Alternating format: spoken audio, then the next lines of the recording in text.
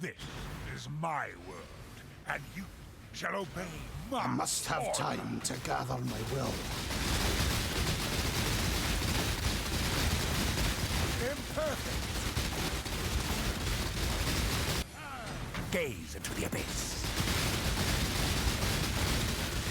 Imperfect.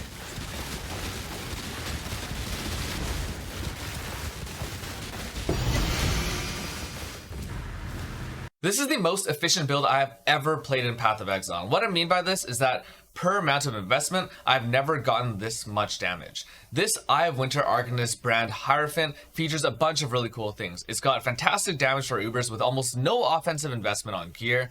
It's got Eternal Damnation and Lorry for insane elemental mitigation, while still being able to tank a physical Shaper Slam. It's got great damage uptime from a brand playstyle, permanent instant leech from the Mastery, and a ton of projectiles coming out, making it rival of all packed, or maybe be even better than that. Mobility from permanent onslaught, permanent haste. It's got suppression cap. It's fully ailment immune. It's effectively stun immune. And finally, it has reasonable clear that can make it a pretty solid mapper. The build is still far from optimized because I haven't had that much time to put into this build, and I need to start prepping my magic finding character for adventures with Ben and Nick, so you can expect a pretty significant tune-up to this character in the coming weeks. In short though, my Eye of Winter is doing literally hundreds of times more damage than it should be doing, and this is not because of a bug, it's because of a very clever use of intended mechanics explicitly written onto skill gems themselves. So, Eye of Winter usually can't start returning, that return mechanic, until it gets copious amounts of projectile speed. I don't actually know how much, but it's way too much to reasonably get. Arcanist brand though has a very specific line on the gem that says supported skills have limited projectile range. Now for a lot of skills, basically this does nothing, or it basically just makes your clear worse. When you apply return to this though, it actually makes the return process start earlier in the projectile travel. For most skills, again, this doesn't really matter because honestly, you can only hit up twice, and you're gonna hit twice anyways.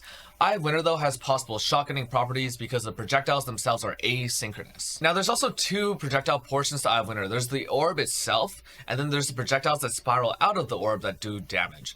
Both of these types of projectiles can be affected by the return process, provided you have enough projectile speed and or are using Arcanist brand. The first trick then to optimizing damage in this sort of setup is ensuring that you have enough projectile speed to make sure that projectiles can return to actually hit the enemy after traveling out and then returning twice. For Eye of Winter though, this is incredibly specific because projectile speed modifiers don't just affect how fast the projectiles actually travel, it also affects how far these projectiles travel. Finally, Eye of Winter has a very specific line that says projectiles gain damage up to 200% until they dissipate. In short, if you get too much projectile speed, you're losing out on potential damage. So for my build, I'm running at about 170% increased projectile speed.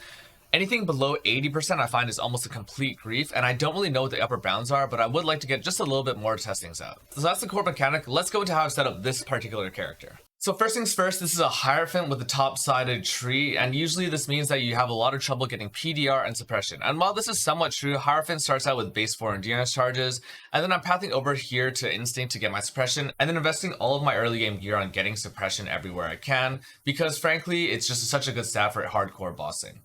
Other things to note, I am running a single cluster setup. This can be replaced by completely different pathing down to long shot instead, and also going for things like ballistics over here and fury bolts. And that's sort of what the old champion spark tree looks like. This cluster I find to be fairly efficient though, and actually really easy to craft, but I'll talk about that later. Otherwise, this build is stretched a little bit thin, partly because I'm going for reduced crit damage tattoos. The main reason I want to do this was because I want to set this up as a simulacrum farmer, but because my projectile count is way too high, by wave 20 I'm hitting at about like 5 FPS, literally single digit FPS while I'm trying to clear simulacrum, and so I don't think I'll be able to do it, not in hardcore anyway. The rest of the tree should be fairly simple to follow. It's an EB-MOM caster tree, so really efficient, solves all your core problems without too much thinking. The skill gem setup is min-max for my specific kind of medium to low investment budget thing. There's a lot of different ways and a lot of different things you could choose to have on your build, but this is what I'm going for on this particular setup. If you go on Ninja, you'll actually see a bunch of different ways to do things. You'll see setups with Sandstorm Visage, you'll see Will Clash with power charge stacking. It's a really flexible build, offensively and defensively. You just need to know how to make your thresholds. Anyways, my skill gems, the things that you cannot skip: Arcanist brand, Eye of Winter, and faster projectiles. These three things I think are pretty much mandatory. I was skipping faster proj for a while and I was still doing a lot of damage, but putting this in was like literally doubling my damage. The other three support gems just happen to be the strongest damage supports for my particular setup. I'm also running Grace, Haste, and Determination linked with Enlighten, and this is actually really tight on reservation. I have 1% unreserved. I switch out Grace for Zealotry while I'm doing bosses, but I like to keep Hasten all the time, even though it's kind of only okay for your damage. It just really helps with the bossing playstyle. Shield Charge linked with faster attacks, and then I have Flame Dash, my movement skill of choice. I use this over Frostbank on this build because Flame Dash will actually proc the Caster Mastery, giving an extra 6% cast speed, which I think is, kind of nice. Vortex linked with Bone Chill and Culling. You can also use Unbound Ailments here. You can also use a Hydrosphere if you don't want to have exposure from other sources, but I have it on Awaken Added Cold. VMS with Cast Damage Taken, pretty standard, and then Discipline is unlinked with Enlighten, partly because it's affected by this enchant that is actually not that great if it's also linked with Enlighten.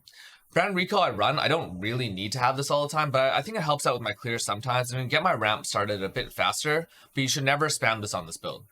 I run Divine Blessing Hatred. Again, this is basically free because I'm an EB/MOM Hierophant. And lastly, my dual curse setup is Frostbite and Sniper's Mark. I do like to manually cast these even more on this build because manually casting these things gives you, again, more cast speed with this Caster Mastery. And there isn't a lot of APM because it's a full brand playstyle. So you don't actually need to cast that much. In a lot of the boss fights, I'm actually just standing there doing absolutely nothing, just humping the boss. The gear is where it gets a bit more interesting. So, weapon. Projectile speed is really important on this build. It's kind of like making a spark build. I would always use a wand because I don't use smite. The other place where you get projectile speed is by crafting Shaper Influence, I think, Spark gloves, and those are like the 8-mod gloves. I would definitely go for that angle and soft core. On my character, I can't do that. I'm too poor. There's also no resources on HC Trade in general. For my shield, I'm running an ES Evasion Hybrid. This is to help me get a suppression cap, and I can't really do that without this base. Now, if you don't care about suppress cap, I would definitely opt for, one, you could go for a totally unique setup. If you still want to stay with rares, an energy shield base with plus gem levels, spell crit, and spell damage or cold damage, and then it's really, really good, and you can still benchcraft suppression.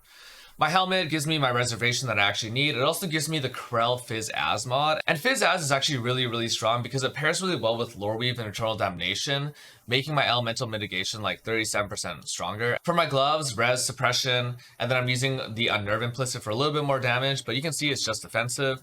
Boots are pretty much just defensive as well, but I also have Avoid Ailments, and this helps me hit the threshold for Storm Shadow more easily. And it also gives me Brittle Ground, a really big multiplier and really easy to apply since you don't do anything else on this build anyway, other than walk around. Eternal Damnation is, I think, a easier defense to set up than Fourth Thou and Lore Weave. And these are sort of the two main top tier defensive mechanics in hardcore right now. I just think it's really easy to go for this. Mine is really poorly rolled. It was also really expensive in hardcore. I think this is like 1 divine in softcore, and I do think having defenses is good. This is a pretty standard Chaos Reforge, and it's kind of just compensating for the really poorly rolled ED. But again, there's a lot of good offensive mods. I just can't go for them because I'm poor. Nimbus is the coup de grace. It really makes this build come together. You can play without this ring and then go return proj support, but you'll have something like a third of the damage. A third of this damage is still one of the highest damage per investment builds in HC, especially at the low end. And then finally, my belt and the jewel inside of it give me full shock avoidance when paired with the implicit on my boots. And then I use Storm Shout to make this apply to all my elemental elements. Pretty standard. I'm sure you've seen this before. The other jewels include Immutable Force, which gives me stun mitigation. I don't use Blood Notch because I have infinite recovery because of this Leech Mastery right here and all the projectiles coming out. And given that I have, pretty decent damage as is, it's actually insane how my recovery feels. I mean, I'm, I face tank Shape Review at the start of the clip. And then I'm using a double damage Watcher's Eye. I would prefer to probably go for a PDR Determ Watchers, but this offensively is one of the better 2-mod combinations, and my selections are pretty slim. I'm also going for Militant Faith for my Timeless Shield. Power of Purpose is just pretty solid. It gives you like 5k or almost 6k armor, so I think it's definitely worth taking. I mean, it jacks a bit Molten Shell as well. But there's probably other options you could go for. I think every single Timeless Shield is strong, and Lethal Pride in particular, giving Fizz Az mods, could be really good to look for. Last thing, let's talk about the cluster. So, the only important thing for the large cluster is that you get Doriani's Lesson. It might even be worth using a 1 mod with Doriani's Lesson because my tree is so starved as is. But the leech is mandatory. You need to get this life leech no matter what. There's a better mod combination. Actually, there's 2 better mod combinations that would put Doriani's Lesson in these front sockets. I don't remember what they are, but you can just play around in Path of Building and it'll accurately display that. The cluster jewel is more specific. Aerodynamic Streamlined. This tends to be a really annoying jewel to craft. A lot of people say Reforge Speed on Harvest. It takes a long time to do that. The faster way to craft this and much more efficient is actually Harvest Craft. So you can actually go 2 prop or you can go 3 prop. If you're using 2 fossils, you want to go Etheric and Shuddering. If you want to use the 3rd fossil in this process, you add in Serrated, and you'll tend to hit this in under 10 tries almost every single time. So this is the build I've set up for now. If you're curious about how different people have set it up, Go on PoE Ninja, look on Softcore Trade, look at Nimbus, look at iWinner, and you'll see a bunch of different setups. I do think offensively, there's way stronger things you can do, especially the minimum charge stacking, Badge of Brotherhood, Hierophant stuff. But if you want to maintain well-rounded and constant defenses, I think going for something like that is really hard to maintain suppression cap with. In any case, I know this feels probably like a bit of a rush video, but I really wanted to share this build because in my opinion, this is actually the most beautiful build concept I've ever constructed. There's no bugs going into it. It's just using things very specifically set on text while thinking about interactions that already exist in the game. I think trying to come together and solve this puzzle was one of the most difficult things I've ever done. And frankly, from a performance perspective, one of the most rewarding as well.